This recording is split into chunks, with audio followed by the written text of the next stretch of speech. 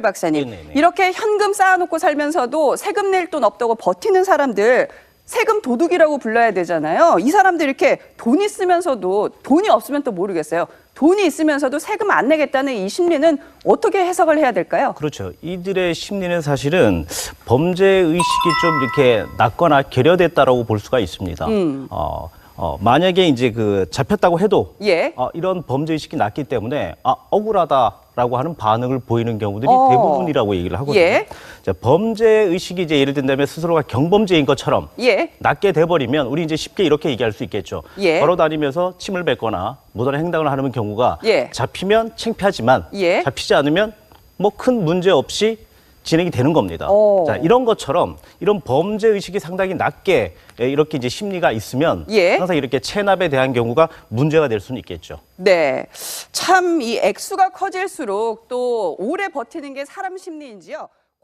이런 것들이 상황 편의성 심리라 그래서 본인에 맞게끔 편의적으로 생각을 하는 심리가 있습니다. 그래요. 그리고 또 이제 탕감이 된다든지 만약에 이제 체납을 하게 된다면 탕감을 하게 된다든지 아니면 상당히 오랜 시일 예를 든다면 압박이 없는 경우들도 있기 때문에 스스로가 문제가 아니다라고 하는 심리가 발동이 되거든요. 예. 이런 부분에 대해서는 사실은 스스로에 대한 도덕적인 잣대도 저희들이 한번 재봐야 된다 생각을 합니다. 그렇군요. 선배는 아무리 살림이 어려워도 그렇지요. 모텔 화장품 뭐 샴푸가 품질이 좋은 것도 아니고 비싼 것도 아니지 않습니까? 뭐 특급 호텔도 아니고요. 도대체 이 사람 왜 훔쳤을까요? 어떻게 보세요? 여러 개로 이제 저희들 여러 상황으로 이제 파다리 볼 수가 있는데 그냥 일반적인 그런 그 단순 절도냐 아니면 약간의 이제 도벽이 있느냐 아니면 약간의 충동 장애가 있느냐 이렇게 이제 보는 건데 예. 어떤 물건을 훔칠 때 이제 그 물건을 가져올 때 약간의 충동적인 부분들이 같이 포함이 돼 있으면 약간의 충동적인 문제로서 장애로 이렇게 분류를 하는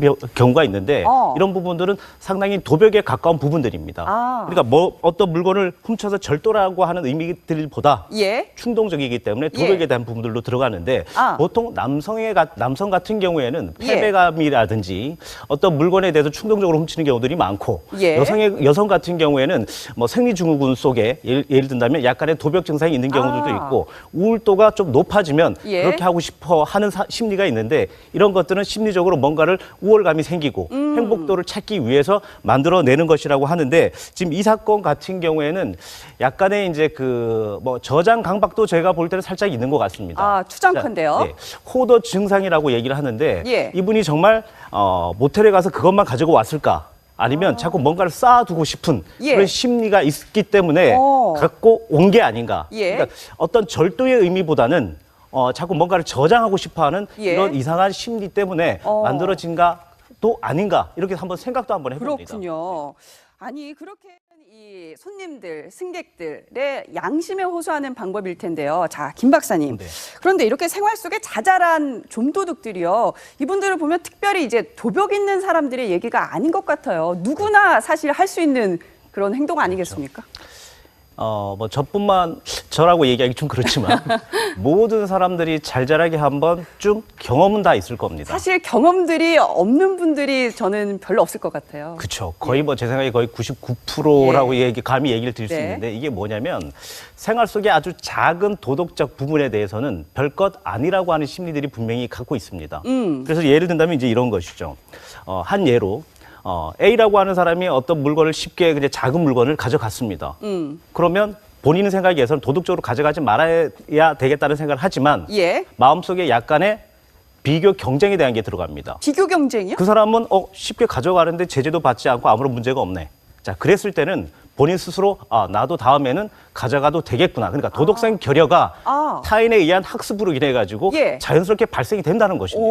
그래서 작은 것들이라도 시스템을 만들어 놓으면 사실 이런 것들이 좀 많이 줄긴 줄 거거든요. 근데 이런 부분에 대해서 예를 들어 관리하시는 분들도 관리가 소홀했던 부분들도 분명히 있습니다. 관리를 소홀하니까 별거 아니야.